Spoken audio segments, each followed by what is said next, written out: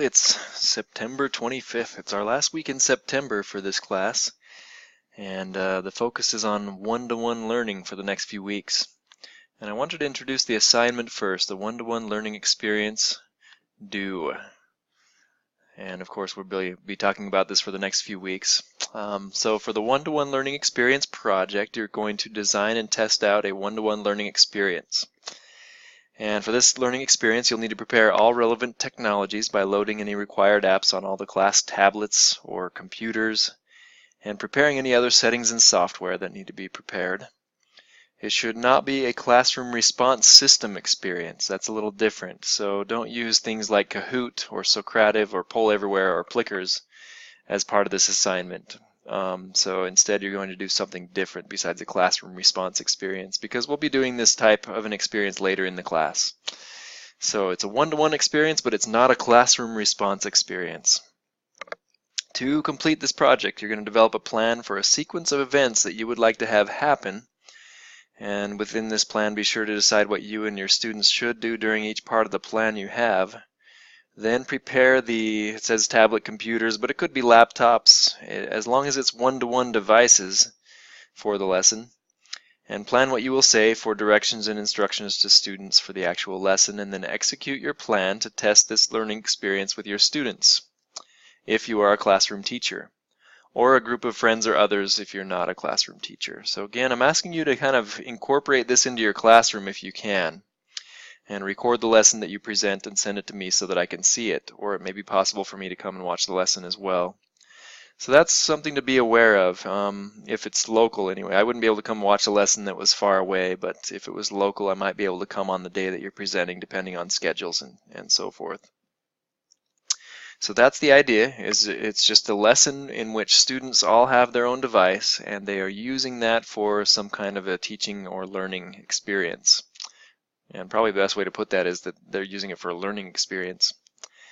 So you can use any device available at your school. If you're a classroom teacher, this is the part for you. You can use any device available at your school, Chromebooks, laptops, iPads, or other tablets, as long as the situation is a one-to-one situation for this lesson.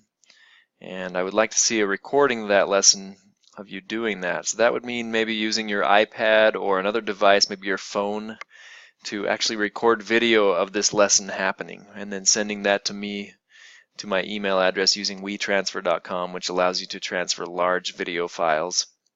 If you are not a classroom teacher yet, then I'm asking you to find a group to present to of at least 2 students and set it up so that there's a one-to-one situation, or in other words, each student, quote-unquote, has a device.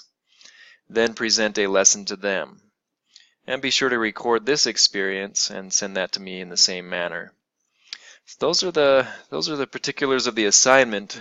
There's not a lot of, I guess, detail with this one. It's just a matter of using every student's device for learning, for teaching and learning, and that's the key, I think, here, is that each student has a device, and you are making use of those for teaching and learning activities.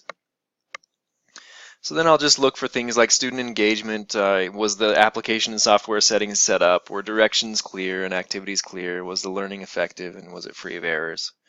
And that kind of a thing. And because this is an online class, this is the first time we're doing this class fully online. And so because it's an online class, that makes it a little more difficult for me to be able to actually see you do this. And so I kind of want to have that video recording of it. Now that assignment is due at the end of next week, October 7th. But let's say you are a classroom teacher and you have an opportunity maybe to teach this a little bit later in the semester because of some good situations that might work out well for that. Then I will probably allow that. Just let me know firsthand, that you might not, you would like to do it a little bit later instead because you have a unit on such and such, and it would fit in really well. So that would be okay too, but you got to let me know first. Otherwise, it is due on October 7th, so that doesn't give you too much time. But we're going to talk about one-to-one learning this whole next few weeks and talk about these. So for this week, by the way, that was under October 2nd through the 7th, so that's the assignment. You can find the particulars about that under that week. But this week, we are doing several things to prepare for this.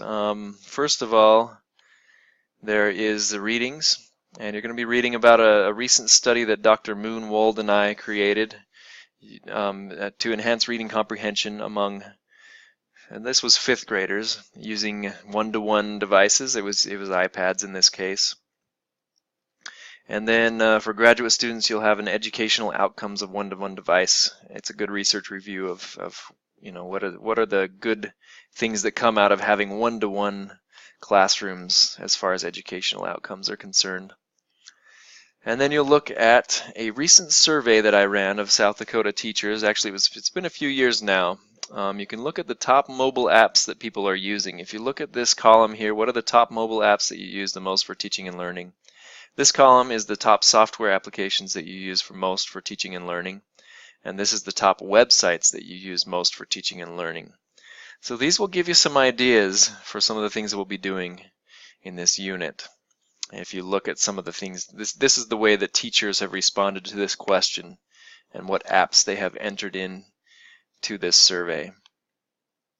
So again, it gives you some ideas of what types of applications you might use in a one-to-one situation for a teaching and learning experience.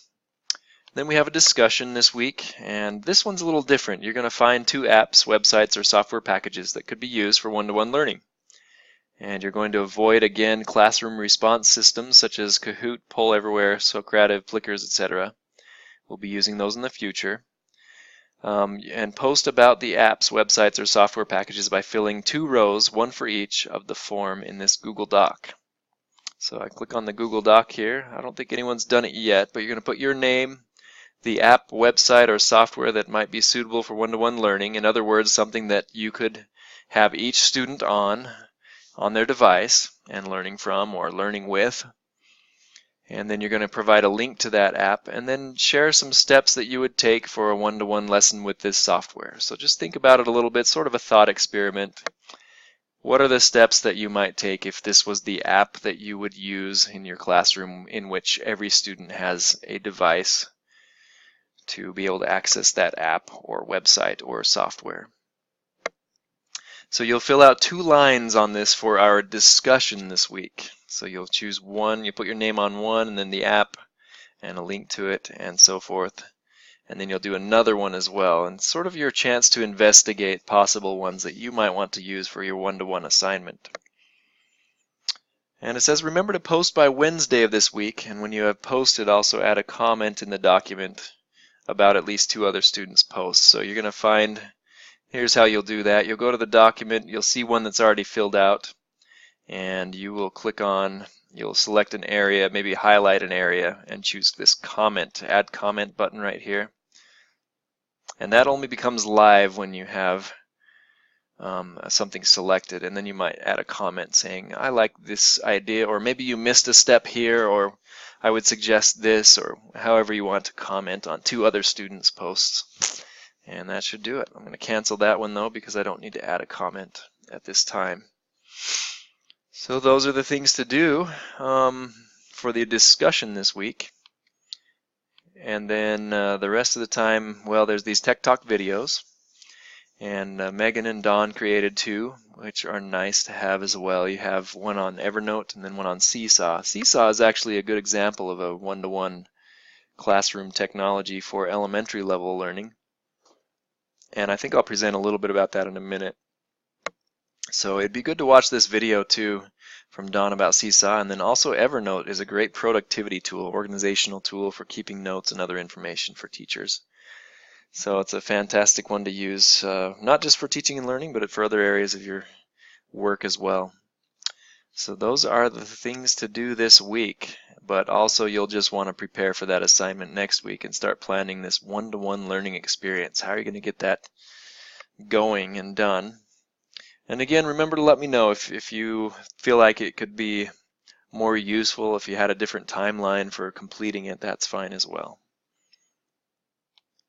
Now I want to shift gears just a little bit as a way to start those creative juices flowing, so to speak. I have my iPad up here in a recording and I'm sharing that now.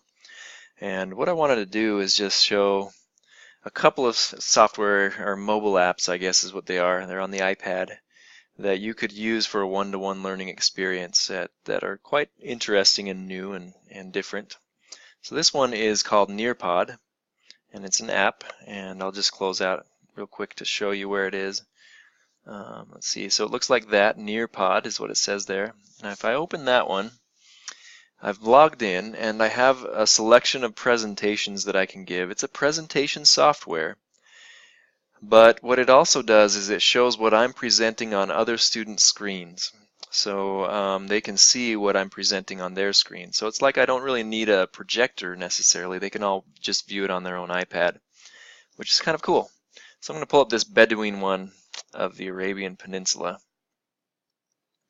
And it pulls up a new presentation, and I can choose whether it should be student-paced, which means that students could go through it at their own speed, or an actual live lesson. I'm going to do this as a live lesson and get it started that way. So what it does is it shows up this new code, and if my audience goes to Nearpod's website, they can enter in this code and they'll be following along with this presentation. And so that's one part of it, but there's also some interactivity that can happen. So let's say there are people in here doing this. I can move from slide to slide, and they will actually see those slides changing as they go through it in Nearpod. And then I can ask questions like this one. This one's already built in. This was one that somebody else created, but it's built into here. What do you already know about the Bedouin? And so students can respond and say something in their own iPad. It will actually ask them and give them a place where they can respond to this. And then the responses will show up on my iPad so that I can see who has responded yet and who still has to, and what their responses are. So it's a presentation software, but there are other things built into it, such as this interactivity that they built into it. And there are other types of interactivities as well. I can share, so there's slides, but there's also these different options for answering a quiz. This is actually a quiz built into the presentation that I can create. And so that's Nearpod. It allows me to do this nice little streaming of my presentation to every device in the classroom, so provided that students are able to get onto this code, this ECDLV code, and review the activity. A couple of drawbacks though: you have to create the presentations in Nearpod. You can import PowerPoint presentations into Nearpod if you want to, but eventually they have to be brought into Nearpod in this type of setting in order to do it. And I think there are some costing. There's some of the activities that you want to do might cost money in order to do them. But your basic presentation and software like that is actually free for using this as well. So that's nice. I'm going to go ahead and leave this session though and share something else just about this. Like let's say I wanted to create a slideshow, I can just hit this create button. And you go to a browser instead, and you're logged in, and you can create the slides. And you just hit this add slide button, and you can add any content that you want to onto your slide and just start making the slideshows. But you kind of have to make it through Nearpod's content area. You can create a PowerPoint and import it in, but then if you want those more interactive things, you've got to add that onto it using this process here at Nearpod's website. Now another mobile application that I'd like to highlight a little bit is Seesaw, and that's this one here. And this is one that Don shared about today, so be sure to watch that. But I just wanted to highlight the process and how it works just a little bit more. So for instance, I've set this up as I'm a teacher in Seesaw, and I've got it set up so that I have a list of students who've joined my class. And if I hit this plus button, let's say I'm a student and I want to post to a student journal, they can choose any of these items to post there, like a photo, video, drawing, camera roll, note, link, and so forth. So let's choose note, and let's say I give them an assignment. I say, I want to hear the 3 things that you learned about today. So they can type that in on the iPad. And actually, if it's set up right, they post on to wherever they post, and they choose their name, let's say, and post it to the right place, then it will actually go to not just the teacher, but also to the students or to their parents in the other class. So the teacher can grade it, and the parents can grade it too, and that's a nice feature, and that's Seesaw, the app.